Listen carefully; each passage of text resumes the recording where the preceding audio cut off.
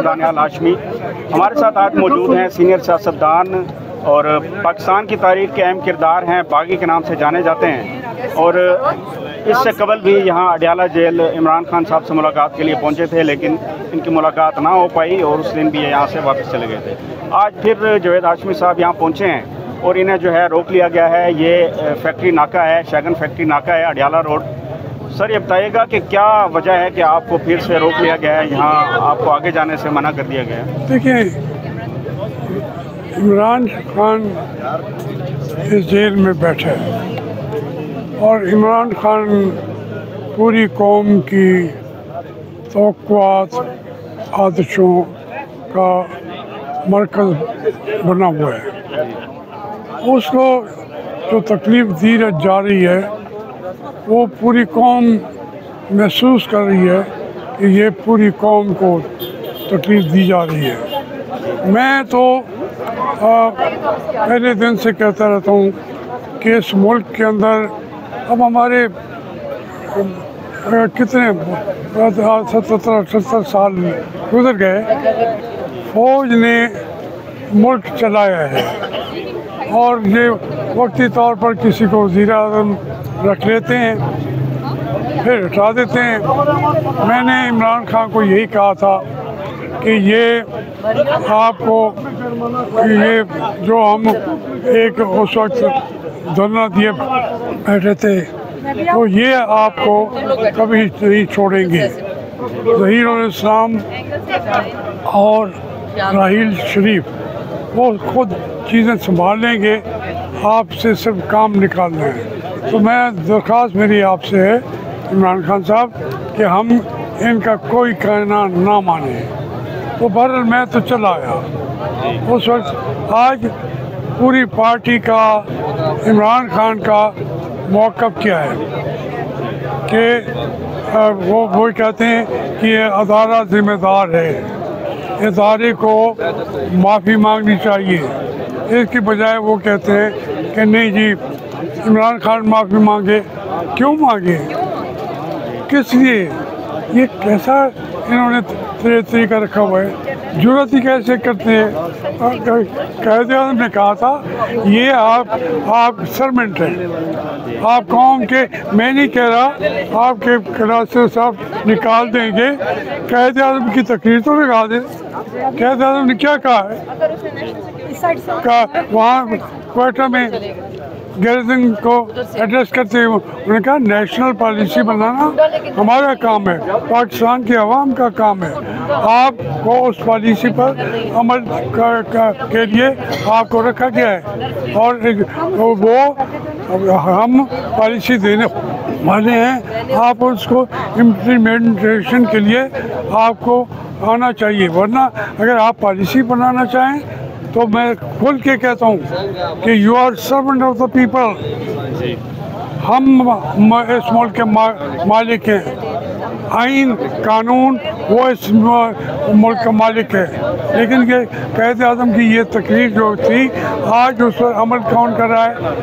یہ عمران خان روز یہی کہتا ہے۔ علیمہ نے بھی آج بھی کہا وہاں سپریم کورٹ میں کہ آپ جو یہ سمجھیں کہ وہ معافی مانگے، آپ کو معافی مانگنی چاہیے۔ سر یہ بتائیے گا کہ سہیل وڑائچ صاحب نے ایک کالم لکھا ہے، اس میں ایک انکشاف انہوں نے کیا ہے کہ فیلڈ مارشل عاصم منیر صاحب نے دبے لفظوں میں بلکہ نام لیے بغیر مطالبہ کیا ہے کہ ان لوگوں کو معافی مانگ لینی چاہیے اور معافی مانگنے والے جو ہے وہ ان کو کوئی نہ کوئی رعایت مل سکتی ہے۔ تو سر آپ سمجھتے ہیں کہ جب بھی کوئی ایسی بات چیت ہوتی ہے اس کے بعد پھر سر آپ بھی کوشش کرتے ہیں آپ اڈیالہ آئیں اور آ کے جو ہے آپ کوشش کرتے ہیں کہ عمران خان صاحب سے ملاقات ہو؟ تاثر یہ بھی جاتا ہے کہ آپ کو بھی کوئی نہ کوئی پیغام دیا گیا ہے، سر اس حوالے سے بتائیے گا کہ نہیں ایسی صحافت سے اللہ مجھے بچائے، ایسے سوالات سے بھی اللہ مجھے بچائے۔ میرے بارے میں کوئی سوچ سکتا ہے کہ کسی کا پیغام دے کے آؤں گا؟ کون دے سکتا ہے مجھے پیغام کہ جاؤ ہمارے جا کے عمران خان کو کہو؟ میں تو یکجہتی کے لیے آیا ہوں، باہر آ کے بیٹھا ہوں، ملنے دیں گے ٹھیک ہے، نہیں ملنے دیں گے तो फिर प्रोटेस्ट करूँगा किसी और सतह पे, कभी उसके ऊपर किसी न किसी तरीके से मैं अपनी बात कहता रहूँगा, सुनाऊँगा।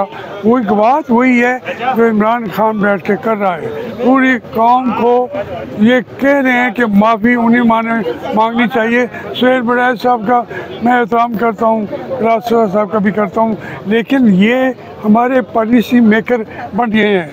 हमारी जो अक्सर आप देखेंगे ना, जो चैनल में बैठे हुए हैं वो सबसे बड़े पॉलिसी मेकर हैं। वो भाई जो उसमें मराहल से गुजर रहा है, जो उसके साथ हो रही है, जो उसके जिस्म के साथ हो रही है, इमरान खान के मेरे भी जिस्म पे ये सियासत मैंने 65 साल अपने जिस्म से गुजारी है। हमें पता है किसको माफ़ी मांगनी चाहिए। इन सबको बल्कि मैं कहूँगा ये सोचें कि माफ़ी उनसे मंगवाएं, वरना मुल्क को मुश्किलात का सामना पड़ रहा है।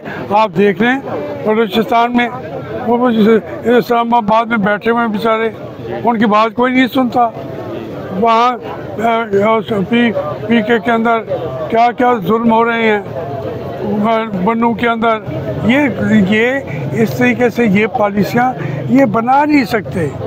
ये तो उसको फॉलो कर सकते हैं जो पॉलिसियाँ अवाम दें, पाकिस्तान के लीडर दें, कौम दे, ये पीछे हट के खड़े हों और हुक्म के मुताबिक उनको इम्प्लीमेंट कराएं। इसलिए माफ़ी उनको मांगनी चाहिए। जी सर, इमरान खान साहब ने कहा है कि ये जो हल्के हैं जो खाली हुए हैं, डी सीट किया गया है, नायल किया गया है, यहाँ पे उम्मीदवार इलेक्शन में ना कंटेस्ट करें। सर आप नहीं समझते, आपका माशाल्लाह एक ह्यूज एक एक्सपीरियंस है कि ये जो सीट्स हैं जो ऑलरेडी हैं पीटीआई की, तो दोबारा अगर मैदान में उतारे जाते हैं उम्मीदवार तो ये सीटें वापस लेनी चाहिए, बजाय इसके कि मैदान खाली छोड़ देना चाहिए और वो अपनी मर्ज़ी की तरमीम करते रहे। एक हालात के मुताबिक पॉलिसी तय करता है जो पार्टी का ब्रेन है, जो जिसने उसके लिए वो कुर्बानियाँ दे रहा है। इमरान खान अपनी पार्टी को जानता है, वो समझता है कि अगर ये हो रहे हैं तो हमें बाइकाट करना चाहिए, उससे हम ये तरीके से दबाव पैदा करेंगे और ये जीत के भी हारे हुए होंगे, हम हार के भी जीते हुए होंगे। तो ये अगर उस लीडर ने तय कर दिया तो फिर उसको ऊपर मरोना चाहिए। मैं ज़ाती तौर पे तो समझता था कि इनको हिस्सा लेना चाहिए, लेकिन ज़रूरी नहीं है कि मेरी राय इस वक्त 100% सही हो। इमरान खान की बात जो है वो सही है, उस पर